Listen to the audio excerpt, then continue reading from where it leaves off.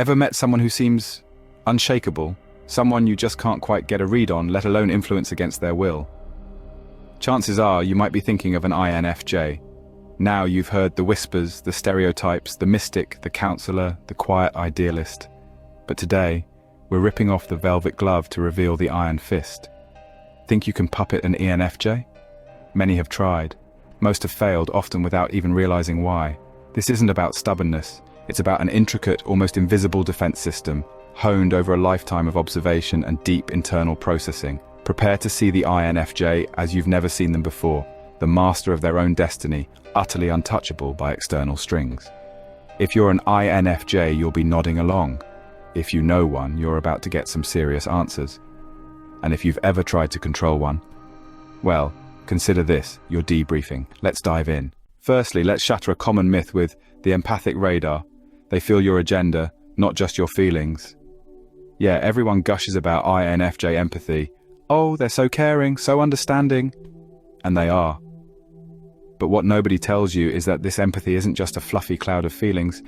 It's a military-grade, hypersensitive bullshit detector. They don't just feel your emotions. They feel the intent, the vibration, the unspoken agenda shimmering behind your words. If you're approaching with a manipulative undercurrent, a hidden desire to steer them, their empathy doesn't just whisper a warning, it screams a red alert. You can't sneak control past a system hardwired to absorb and dissect true motives. It's less, I feel your pain, and way more, I feel your play and buddy, I'm not playing. Secondly, let's talk about something foundational, the value vault, non-negotiable fortresses, not flexible guidelines. You see, INFJs aren't just value-driven like it's a hobby. Their core principles, justice, authenticity, compassion, these are the bedrock, the unshakable foundations of a damn fortress. Attempting to make an INFJ act against these deep-seated, almost sacred values isn't a polite negotiation. It's a full-blown siege on their very soul. They won't typically yell. They won't throw a tantrum. They'll simply not comply. In a way that's so profoundly unmovable, it's almost terrifying. You're not asking them to bend a rule. You're asking them to self-destruct, to betray their core programming, and that's a price they will absolutely not pay for your control. Thirdly, and this is where it gets almost spooky for outsiders, is the 10-move horizon. They've out-strategized your control before you even begin. That famous INFJ intuition, their introverted intuition, or NI, it's not just about gut feelings. It's a supercomputer constantly processing patterns, predicting future trajectories, seeing the long-game consequences of actions. So when someone rolls up with a half-baked attempt to control them, the INFJ isn't just seeing your immediate, clumsy tactic. Oh no, they're often seeing the entire chessboard. Your next 5 moves, the messy fallout, the ultimate, usually negative outcome for everyone involved. They're not just reacting to your move, they're reacting to a future you haven't even conceived of. Trying to control them then feels like trying to catch smoke with a fork. You're playing checkers, they're already in a different dimension of chess. Fourthly, ever feel like you're talking to someone but not really reaching them? Welcome to the persona shield. You're controlling a reflection, not their core. INFJs are notorious social chameleons, adapting their outward demeanor to fit situations. But this isn't just about politeness or fitting in. It's often a highly sophisticated, deliberate defense mechanism.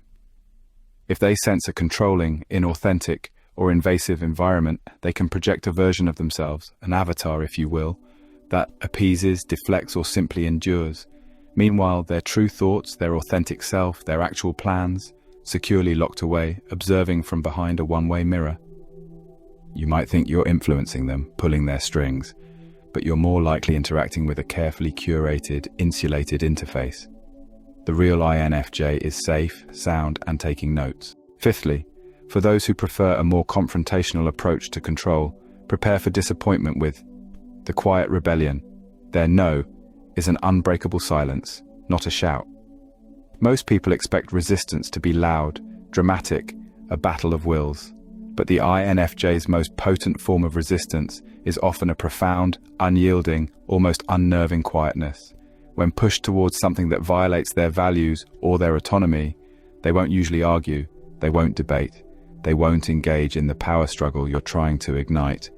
Instead, they'll withdraw. Their energy, their compliance, their very presence in a meaningful sense, just fades. This silent, passive-aggressive, or perhaps passive-assertive rebellion is infuriatingly effective because there's nothing tangible to push against.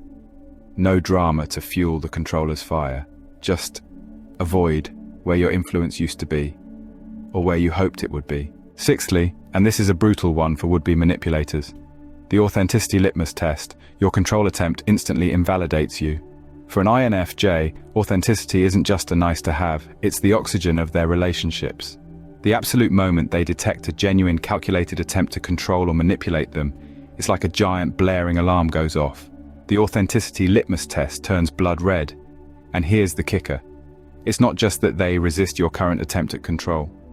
The attempt itself fundamentally, often irrevocably, damages their perception of you, their trust in you, your entire character in their eyes. You don't just lose the battle, you torch the entire kingdom of their respect. Any future influence, forget about it. Seventhly, understand this fundamental operating principle, the self-sourced reality. External opinions are data, not directives. While INFJs genuinely value harmony and will listen politely, often intently, to external perspectives, their ultimate compass, their true north, is calibrated by their intensely private inner world, that potent mix of introverted intuition and introverted thinking. External attempts to dictate their thoughts, their feelings, their path in life. These are treated as data points, interesting perhaps, worth considering sometimes, but orders to be followed, almost never. Their locus of control is so profoundly internal, anchored so deeply within themselves, that external puppeteers find no viable strings to pull. Your control manual is written in a language their soul simply doesn't speak.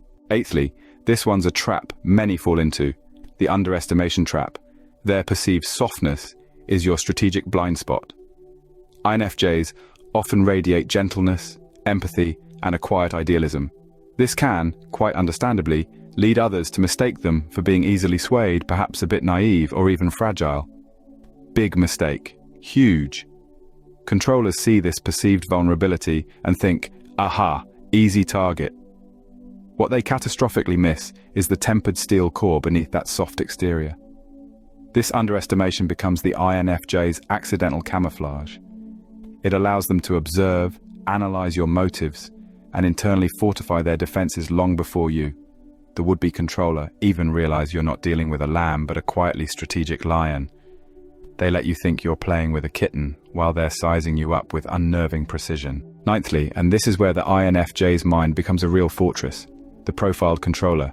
They unconsciously analyze your motives deeper than you do. INFJs don't just observe your actions. Their cognitive toolkit, particularly that NAIFE combination, compulsively, almost involuntarily, works to understand the why behind your behavior. If you're attempting to control an INFJ, chances are they are already dissecting your insecurities, your unmet needs, your own ingrained patterns of control that you might not even be consciously aware of. It's incredibly difficult to exert control over someone who likely has a more accurate, more insightful psychological profile of you than you have of yourself. They see the puppet master's strings, and honey, they can see who's attached to the other end. And tenthly, finally, the ultimate invisible shield, often missed until it's far too late. The preemptive door unlatch, withdrawing stakes before the conflict. Everyone talks about the infamous INFJ door slam, that decisive, often permanent severing of ties. But what's rarely discussed, what's far more insidious from a controller's perspective, is the subtle, almost imperceptible phase that precedes it. When an INFJ anticipates or begins to experience persistent, unwelcome control attempts, they start to emotionally and energetically unlatch from the person or situation, long before any visible slam. They subtly, quietly reduce their investment, their vulnerability, their shared dreams, their emotional real estate. By the time a controller thinks they're finally gaining an edge, making headway, the INFJ has already removed anything truly valuable from the table. They've packed their essential inner self and moved out, leaving the controller with power over an increasingly empty space. You're left clutching at shadows. So, are you an INFJ who recognizes these shields, or have you experienced this unshakable resolve from an INFJ in your life? Drop your stories, your insights, your aha moments in the comments below. We want to hear them. If this resonated, if you learned something new about this fascinating personality type, give this video a thumbs up, subscribe for more deep dives, and hit that notification bell so you don't miss our next exploration. Thanks for watching Unchained. See you next time.